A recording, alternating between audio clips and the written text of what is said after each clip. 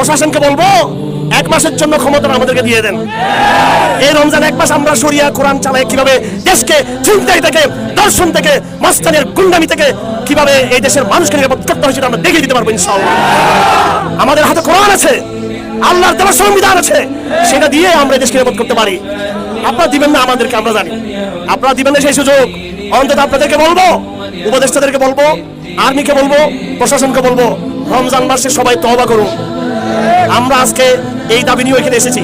এই রমজানকে রাষ্ট্র সংস্কারের, আবার বলছি, এই রমজানের পুরো উপলক্ষকে সমাজ এবং রাষ্ট্র সংস্কারের একটা বড় ধরনের কর্মসূচি হিসেবে আপনাদের গ্রহণ করতে হবে।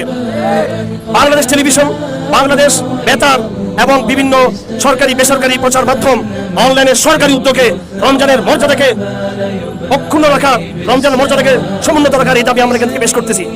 রাষ্ট্রীয় প্রচারণায়, রাষ্ট্রীয় যন্ত্রে, রাষ্ট্রীয় বিভিন্ন মিডিয়ায় রমজানকে বিশেষ গুরুত্ব দিতে হবে। সব রকমের অশ্লীলতা বন্ধ থাকবে।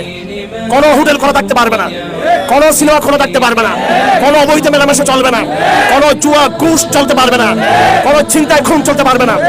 এই রমজান মাসে যারা রাজপথে পথে ঘাটে কোন রকমের সন্ত্রাস করবে, তৌহিদি জনতা তাদেরকে প্রতিরোধ করবে। যারা প্রকাশ্যে আল্লাহর বিধানকে লঙ্ঘন করবে, তৌহিদি জনতা তাদেরকে প্রতিরোধ করবে। আমরা আইন শৃঙ্খলা বাহিনীর সহযোগী হিসেবে থাকতে চাই। আপনারা আল্লাহকে সম্মান করুন, আমরা আপনাদেরকে সহযোগিতা করবো।